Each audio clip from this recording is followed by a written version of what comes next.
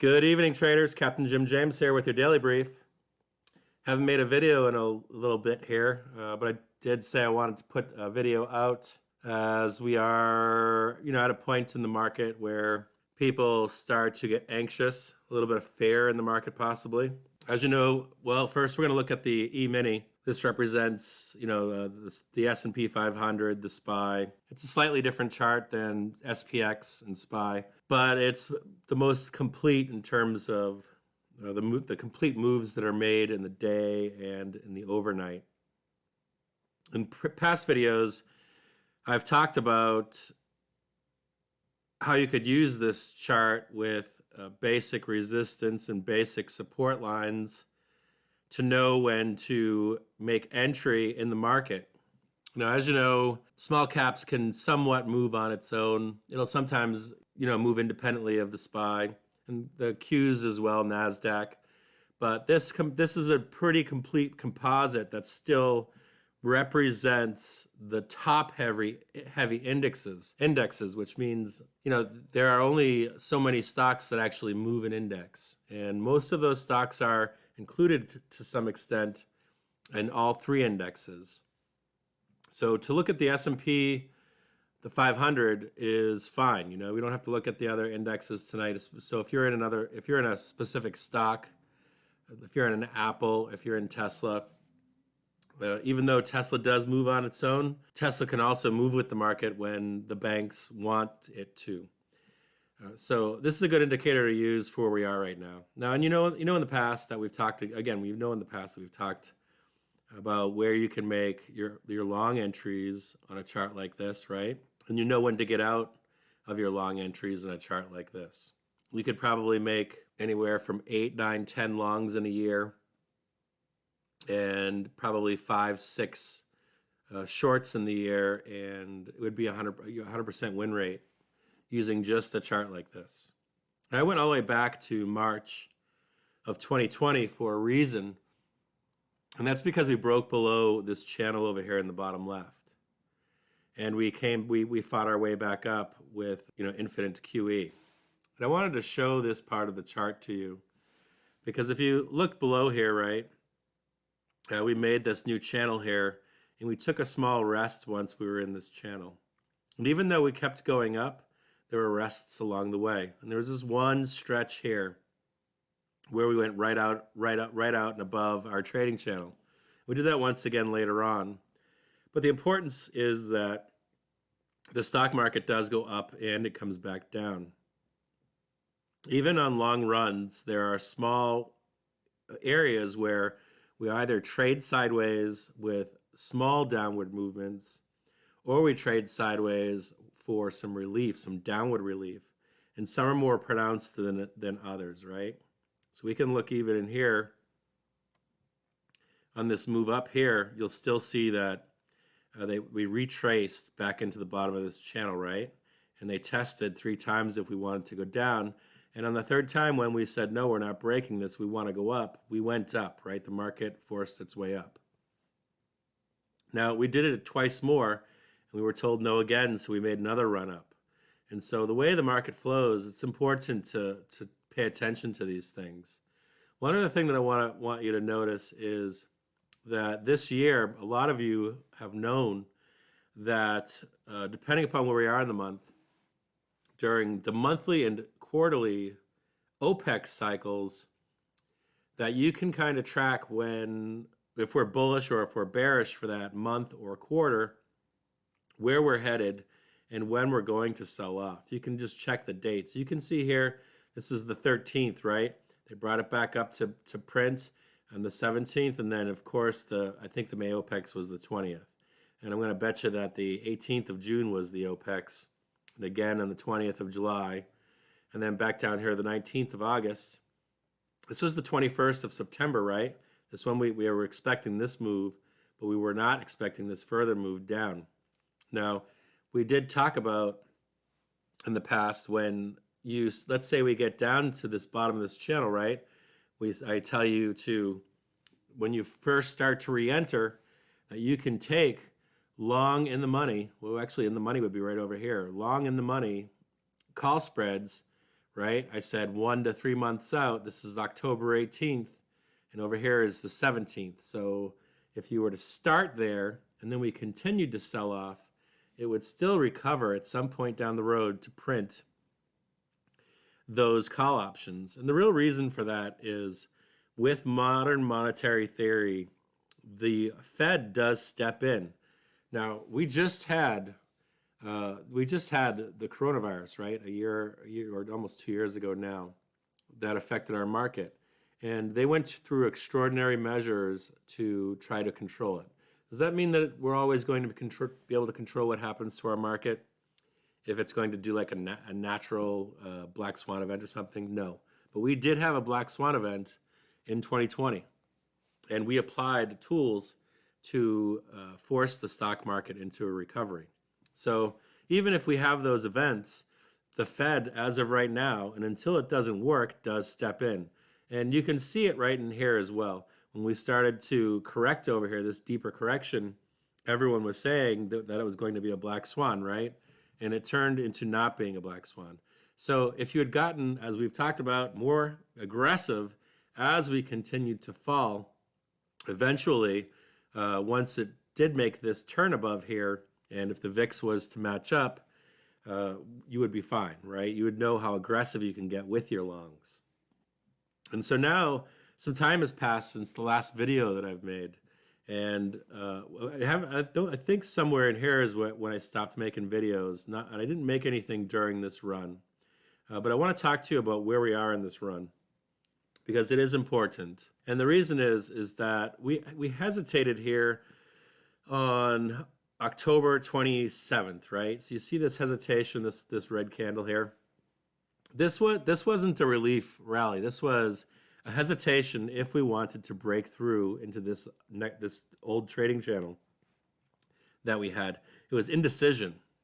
And it's important to understand that that was indecision. And the same thing was up here on November 1st. This is when we had this week over here on Monday, when we first came into the week. People were uncertain as to what the week would hold, right? So you want to look at some of these candles for what they represent.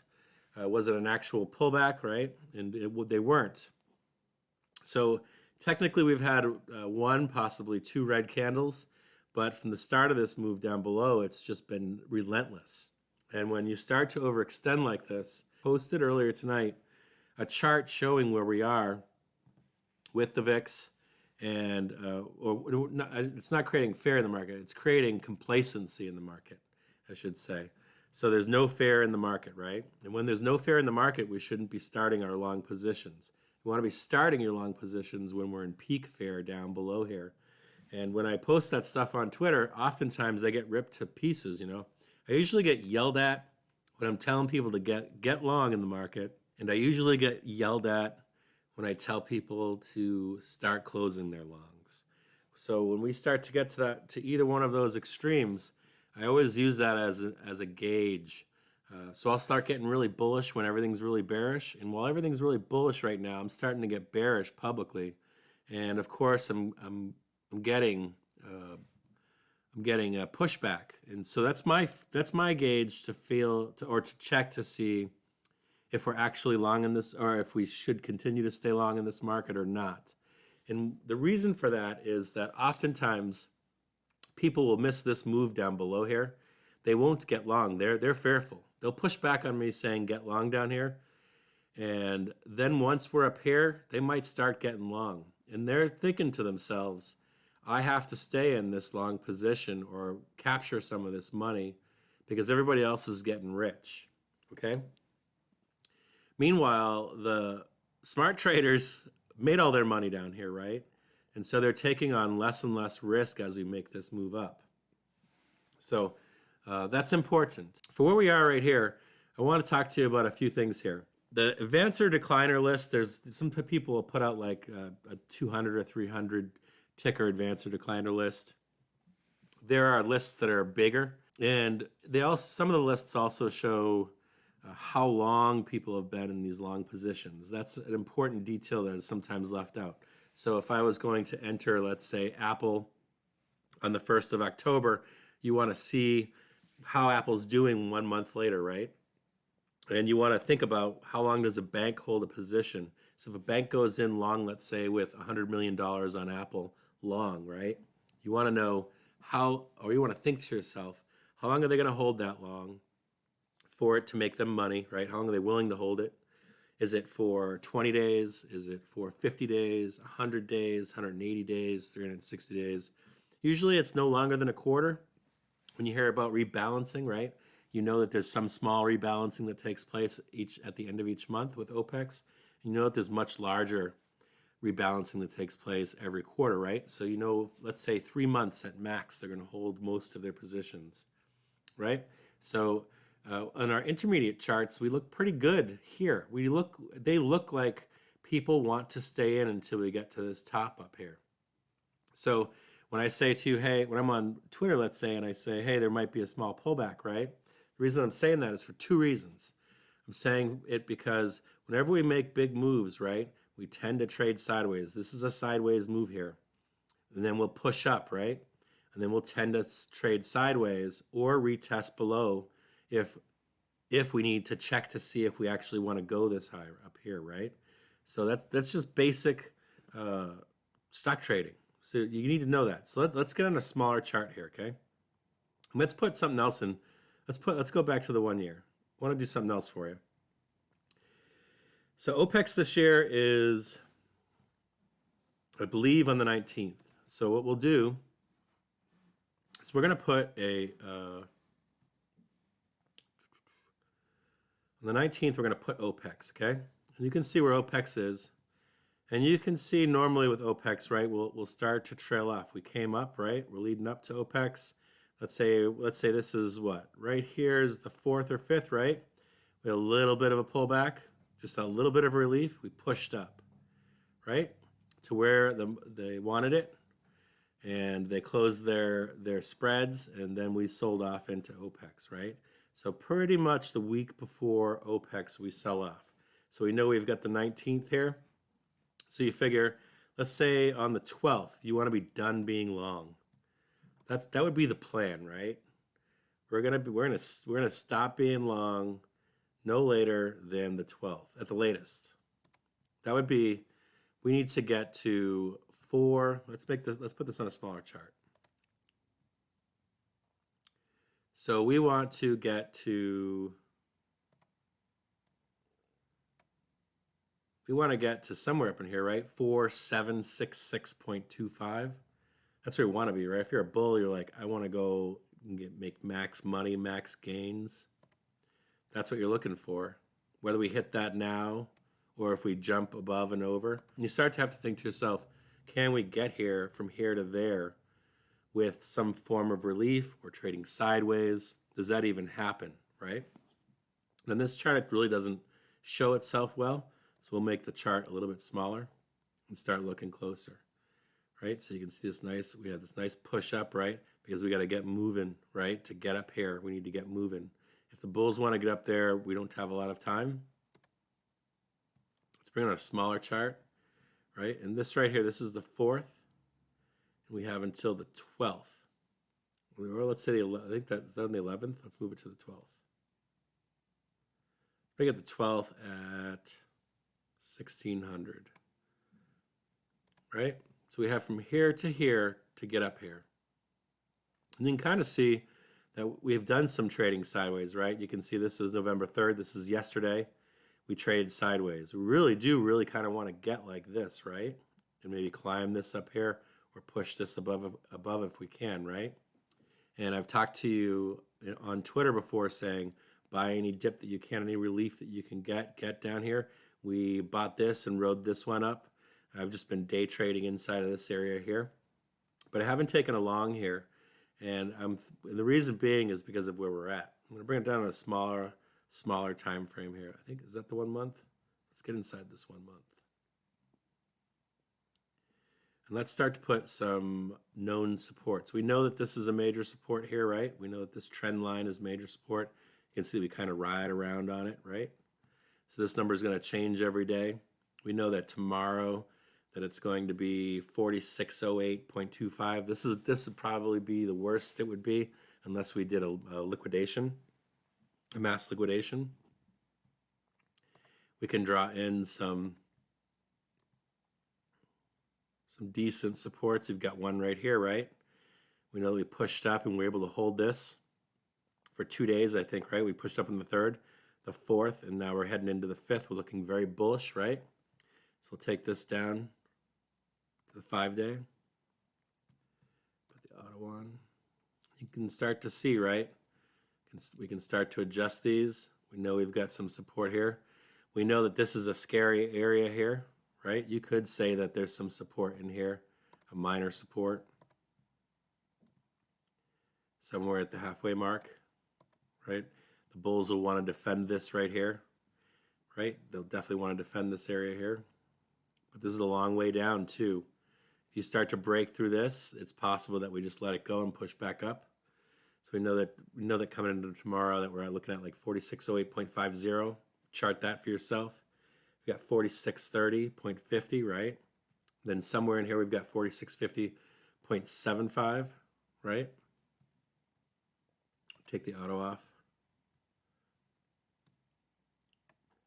Make this a little bit smaller.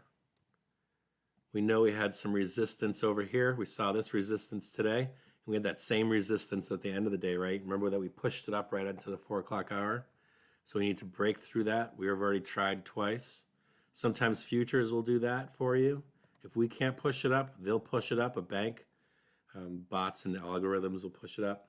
So we already have some decent support here, right? And you can see where the dips are to buy, right? This is kind of like sell everything down here. You've got one, or you've got a resistance.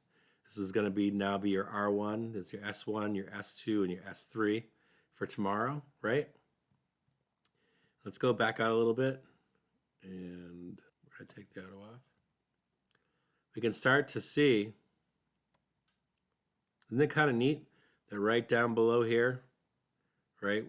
This all kind of matches up on the 12th. Isn't this weird how the math kind of, this is the 12th at 1400, let's say.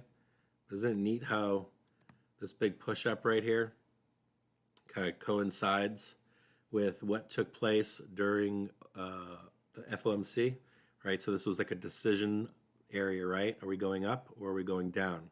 So this is very bullish here, right? So you could just buy this right now if you wanted to. If you bought a call spread or something that's in the money, right? Or slight. Let's say you did a call spread that was, like 463 up to like 4685. Probably have a 75%, 85% chance of that printing between now and the 12th. Even if we had a little bit of a push down, you could at least get out of it if you needed to without too much damage. And you could also start thinking about putting a hedge on, right? You could put some kind of a hedge that's somewhere right where we are, something that's kind of in the money, because you can bet your ass that between now and the 18th, we're going to come back down. Not bet your ass, but you can pretty much guarantee that between now and November OPEX that we're coming back down. So you could probably get an in-the-money put spread as insurance at this point that expires. You can make it the 18th of November. You could make it the week after November or the last week of November, somewhere into like the 30th or something. Is there even a 30th in November? Yeah. So we've got till the 30th. You could put a put spread on in here, something that's directly in the money. That would protect you this whole route here. If you wanted to go long, you know that we're going to make a run to get up in here, and you know that it's going to come back down at some point over here. So there's your protection, right? In the money, put spread at the open tomorrow, and you hold on to that thing as you go long from now into the first week of OPEX. And the price target for OPEX would be 47.6625, right? And you could probably guess where some of the resistance points are going to be. You can see how this is pretty close, right?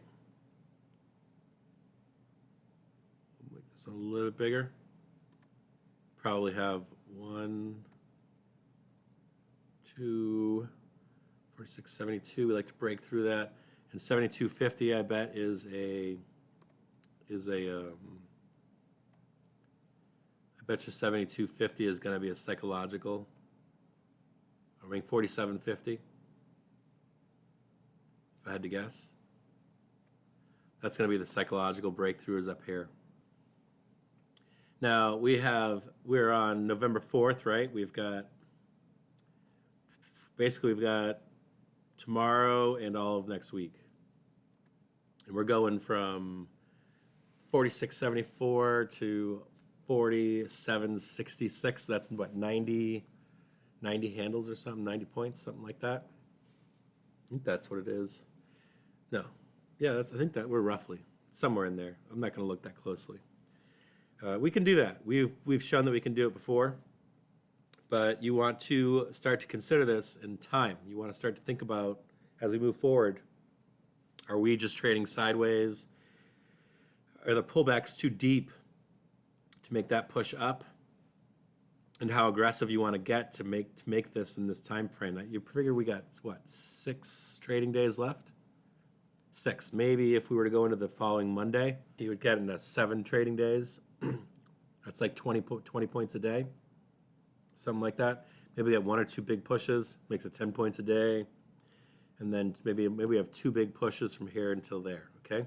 So from this point forward, I'm going to leave you with, buy yourself some protection. If you think that we're going to come up over here and then push even higher, I'd say that's on the table. But if you do go long in here, let's say you were to buy like 1 month, 2 month out calls that are, let's say you get them for like 47.50, right? You get calls that are like a month out, 2 months out that can get hammered with a small pullback. You just want to ride those from now until the 12th of November. You could easily do that. You could do that with some protection too and still make a ton of money. If you were to do that with a put in the money put spread or put debit spread, it doesn't matter if it's a debit spread or a calendar spread or whatever, but you want to put some kind of insurance on as we make this run up. And then what you can do is not worry. What you do is you just sit back from now until the 12th, and you know that you're covered either way. You know that if we sell off and start to sell down, that your put spread is going to cover your entry into your calls. You know that there's a 70% chance that afterwards it's still going to come down and print, right? So even if you don't get paid on your put spread and you print out your call spread or your straight calls up in here, you're going to be able to collect the money from your calls, and then you're going to be able to collect your money from your hedge. Now, there are probably some of you bulls out here that think that we're going to go to this 4,700, 47.66. We're going to start riding this thing up for the next 2 months right into December. I guess that's possible. And even if it is possible, you could just hold on. You could just hold on to your calls that are expiring in a month or 2 later, and those things will be worth, diamonds. Forget the gold that you'll make. And you wouldn't even be caring about your put spread at that point. And you can apply this to any stocks that you're in, any of the big stocks that you're in. You may not be able to apply it 100% to, let's say, small caps, and you probably can't apply it 100% to, let's say, a meme stock or something like that.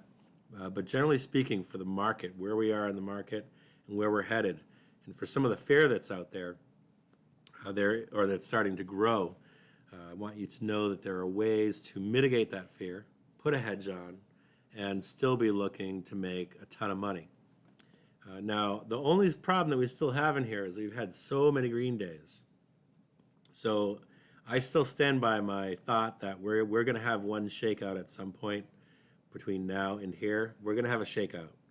And it's probably going to look like doom and gloom and death, even if it's for a brief moment, just enough to get you to sell. And then it's going to make this huge all-time high, this huge 47, 70 or 66 or whatever that's up there.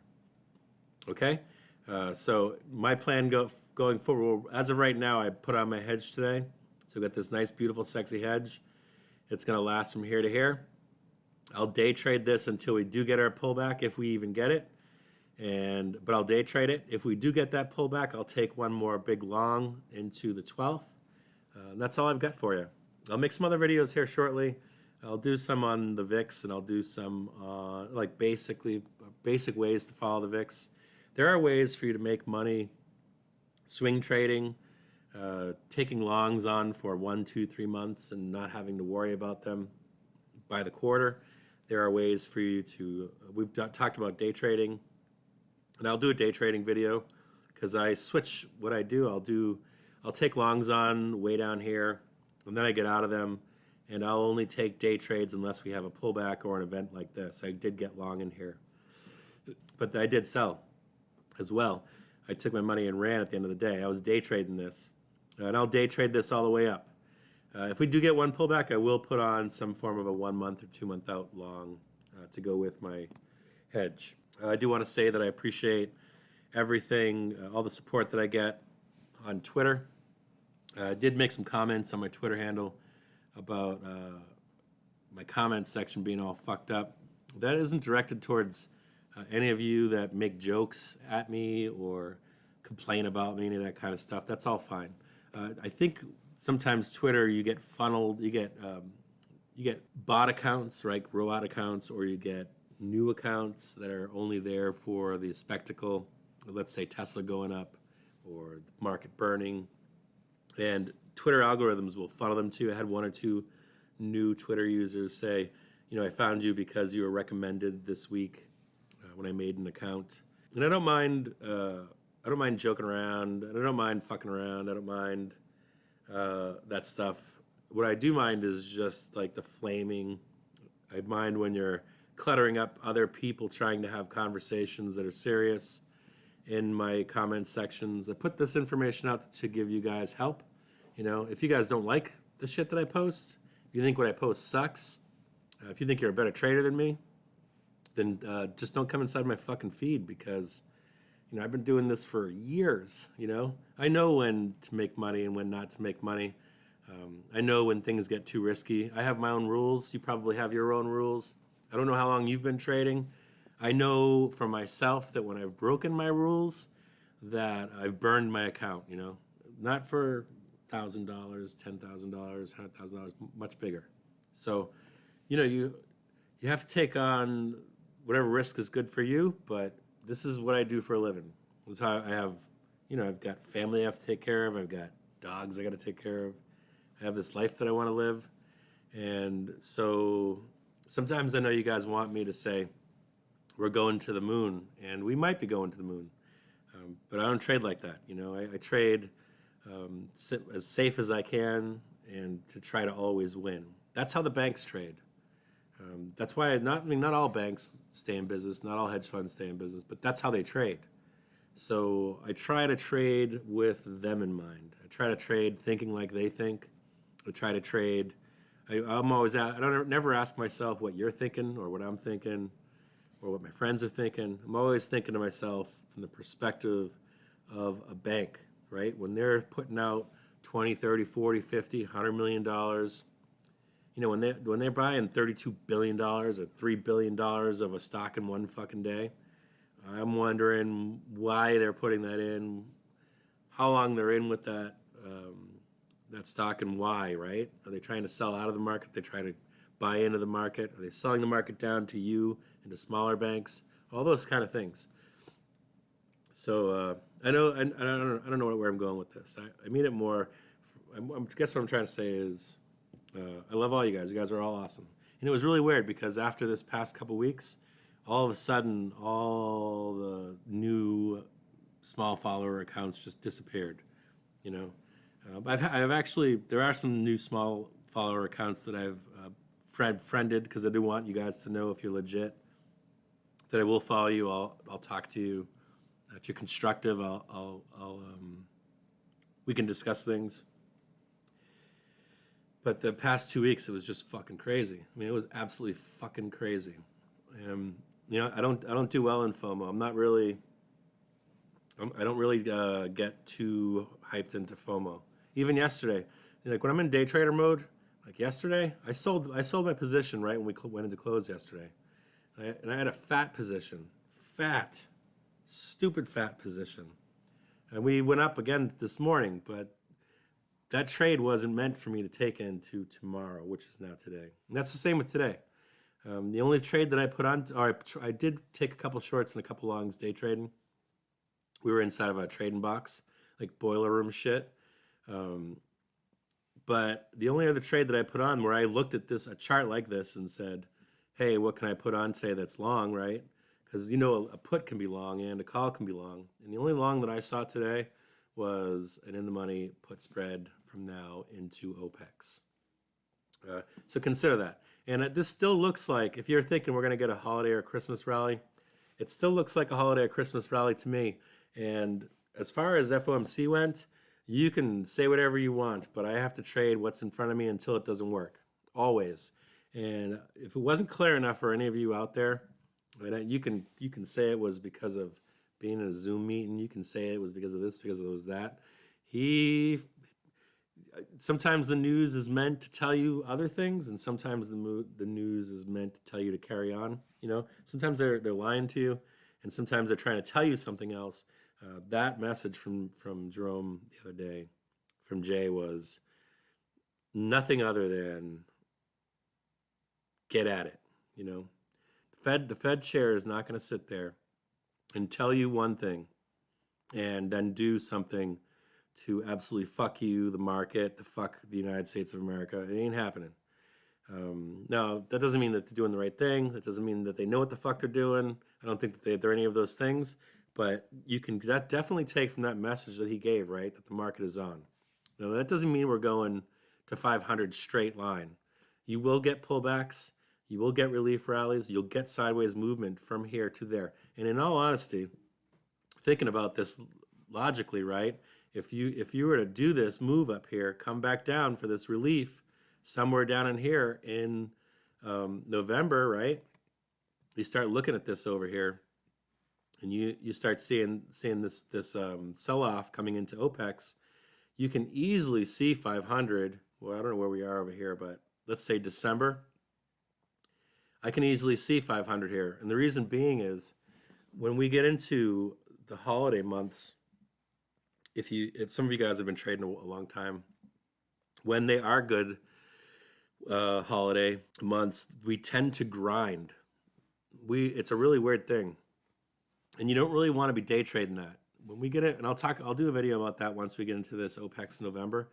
When we start putting our holiday trades on, it's like this weird grind. It just goes slowly straight up to all-time highs you've never seen before. Like right before Christmas, right before Hanukkah, whatever that, it changes every year.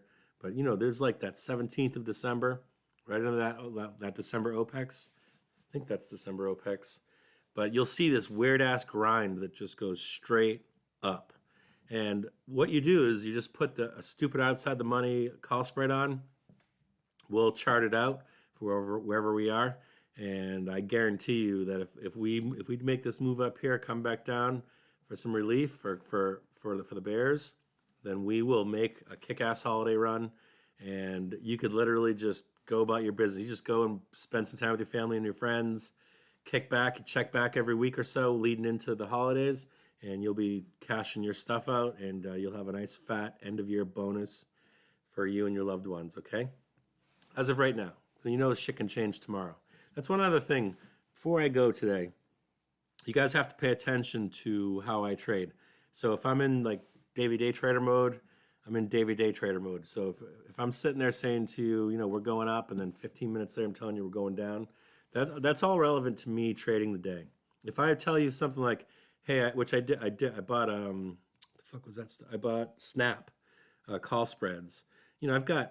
I bought those for December 17th.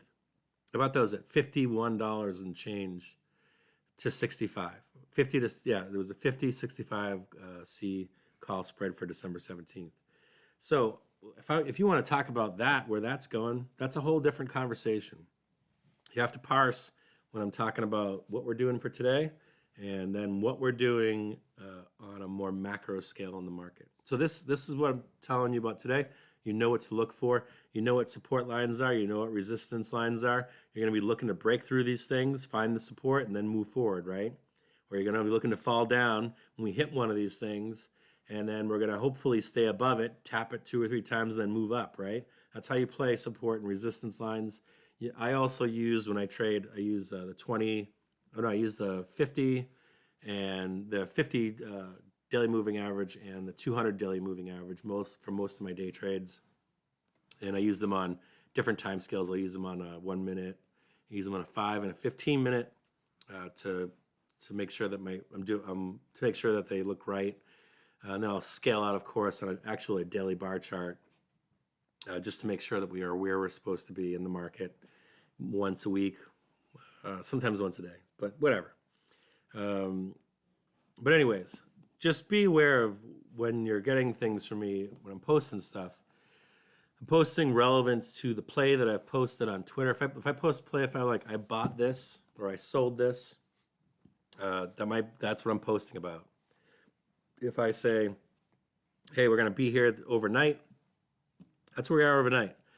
Market changes fast. One other thing that leads into one last thing, and that is some people that don't know me out there try not to pin me as a bull or a bear when I'm posting on Twitter, because I go bull and bear all the time. I'll go sideways. I'll do anything. I'll sell myself to the highest bidder. So don't think that if I talk to you about, like, let's say some bull theory, that I always have to be bullish. That's insane. And if you are like that, if you're like perma bull, that's fine. If that works for you, whatever your trading style is, that's fine.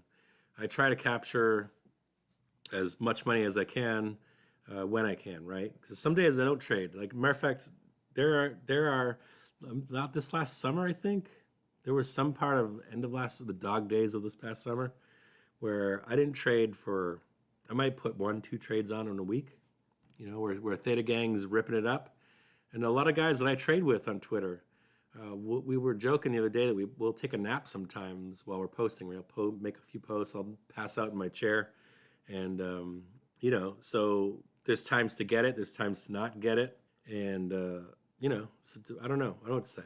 I'll leave it at that, I guess. Just don't pin me as like, oh, I'm just going long all the time. I'm probably long 70% of the time, and I'm probably short 30% of the time. And when I'm long and things are dangerous, we start to get into dangerous territory, I'll start to put hedging on. Sometimes I'll take the hedging off while we're going up.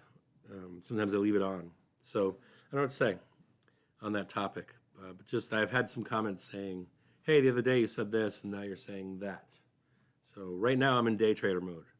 So I'm fucking bullish and I'm fucking bearish 2-3 times a day. All right? Anyways, please leave me a thumbs up. Please share this with other traders. I have previous videos where I start from the beginning on how I trade. So if you're trying to figure out when I start to get long, when I start to get short, you can see right here. I start getting short up in here, right? This is when I start really short, and this is when we're up in here, right? I start looking for how many days we've been long, right? Always be looking for that. So how long have we been going in one straight line, right? I start feeling more bearish when we're over here, right? There are signals that I'm looking for with the VIX to see if I should start getting scared or if I should start getting ready. And this charting, right? Then I've got macro, and then I've got volume profile, or market profile, not volume profile, market profile, which I'll do a video on that too for you. Because you can start to see, the thing about market profile, a lot of guys harp on market profile. And once I learned market profile, I didn't have to look at the market profile to actually see it on a chart. If you do market profile long enough, you'll figure out that you stop needing to look at it. You really do. That sucks to say because I love the guys that do market profile. And then I base stuff on time, price, time, volume. I'm always looking for a low volume day. I'm always looking to see who has the most to lose. And then I'm looking for market conditions, right? I'm looking for the charts, right? I'm looking for some Elliott Wave stuff. I follow one guy for Elliott Wave. His name is Bob Kendall. He's got a YouTube channel. He's spot on with his Elliott Wave stuff, like, 80-90% of the time, somewhere in there. He's one of the only Elliott Wave guys that I follow. So I follow that stuff. I follow that stuff. Then I follow market sentiment, right? And then I follow news. The news that I follow, I like news because they're either trying to tell you something or they're trying to scare you, or sometimes they're lying to you. So I like that. I like to piece all that stuff together. And then probably the last piece would be order flow. A lot of traders don't believe that order flow affects the price movement in the stock market. I disagree with that. I put all those pieces together, try to match it to order flow, try to match it to dark pool when the dark pool when they're buying and when they're selling down their dark pool, and then match it to all this other stuff that I got going on.